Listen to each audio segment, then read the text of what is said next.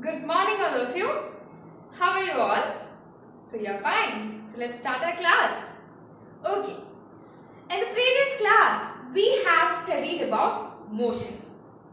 We defined different terms about motion. Which are they?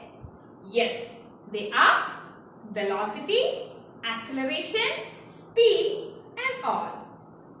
Let me ask you one thing. What causes motion? Do you have any idea? See, today's class is on the topic what causes motion. Before getting into the topic, I'll show you an example. Here, I have a bowl. See, I have a bowl and I'm keeping this bowl on this table. If I kept this bowl on the table, see, if I want to move this bowl, what should I do? See, I have to push the bowl. And if I want to stop the bowl, again I push. Actually, I am applying force. So today's topic is about force. And in this class, we will study about force, different types of force and what are the effect of force. So let's write force.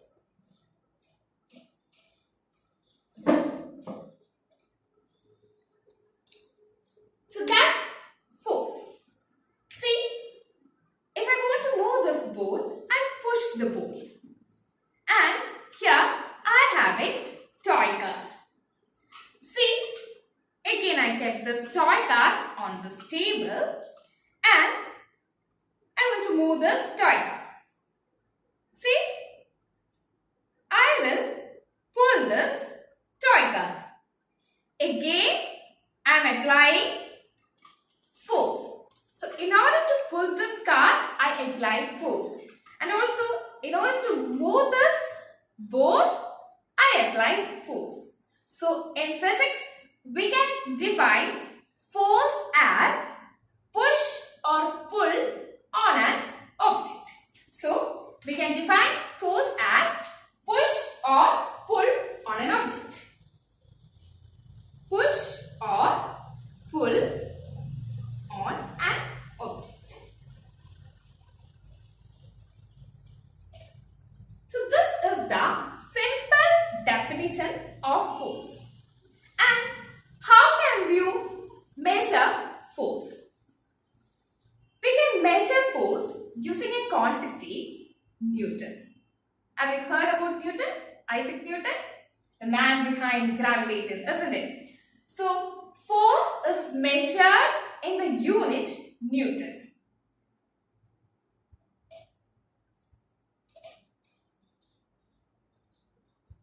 We can simply represent this as N.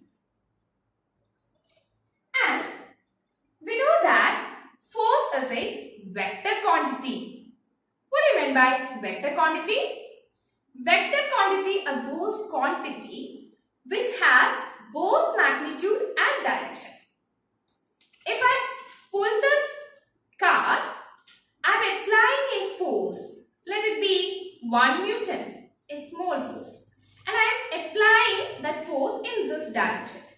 So that means it is having a direction. Which means that force is a vector quantity which has both magnitude and direction. So that's about force. Now, we can classify the force into two types. They are force at contact and force at distance.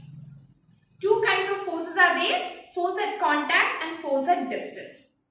Force at contact is known as contact force and force at distance is known as non-contact force. So there are two types of forces which are contact forces and non-contact forces. Now let's take different examples of forces and we can categorize them into contact and non-contact forces. Here I have a ball. See, I need to push this ball in order to move this ball. That means I am applying a force which has a contact. My hand is in contact with this board. So what kind of force I am applying? Yes, it is contact force. If I am walking on the road, I have a force which is applied, and my feet is applying a force on the road.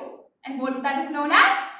Yes, it is frictional force which enables us to move or to walk on the road. So that's a kind of force which is known as contact force. Again, I take this ball and I am throwing this ball from the top. See, what kind of forces is there? Yeah, it is gravitational force. That means that force is not having any contact. So there is no contact at all. So we can classify gravitational force into non-contact force. Now, have you heard about some magnets?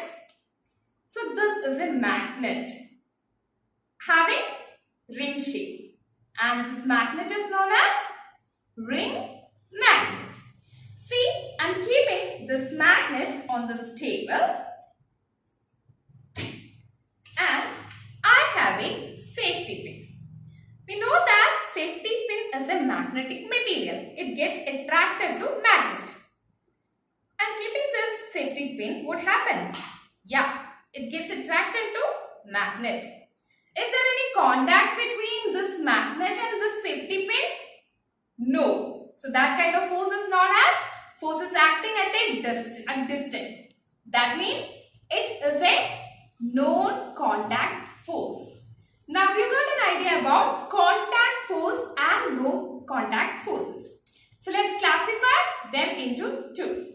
So let's write contact forces and non-contact forces.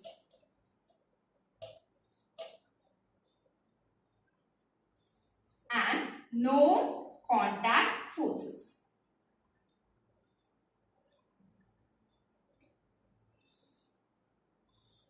This is frictional force.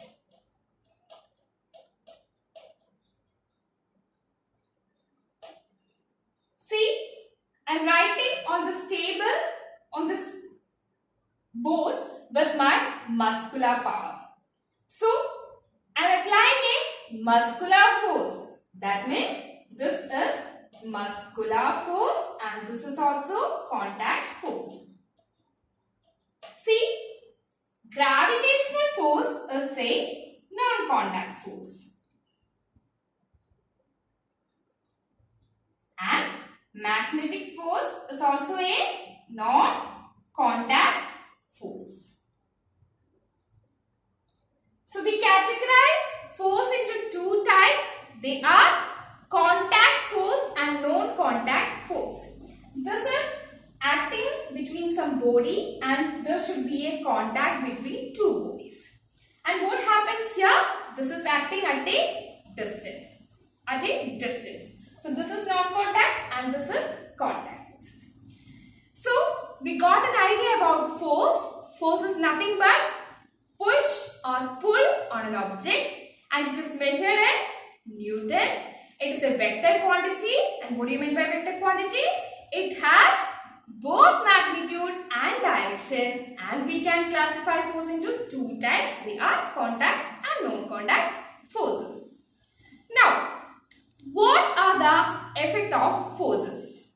See, if I take this car and move this car, I'm moving this car. That means I'm applying a force. So, here force can move something. And if I stop this car, I can change the body which is already in motion into a stationary, into rest.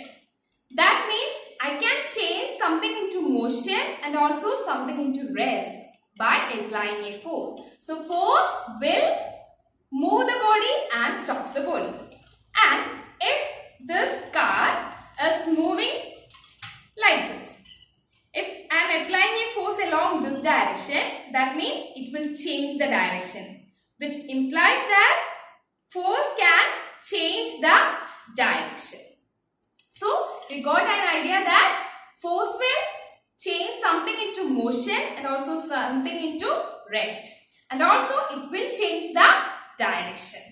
See another example. Here we have a modeling clay. This is a modeling clay. And this is in cylindrical shape. I want to change this shape. What should I do? I'll apply force. And if I apply some force, I can change this into circular shape. Mere circle, isn't it? That means I can change the dimension of something when I apply force. As in the case of making chapatis. We often make chapatis using this wheat dough by applying force. We are having a round dough, and what will we do? We apply a force and make it into round shape. So we are applying a force. So we are using force in our daily life too. So we can say that force can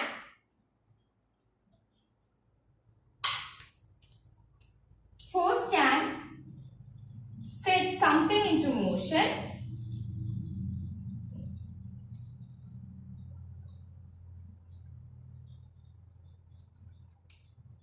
and also something into rest and also changes the direction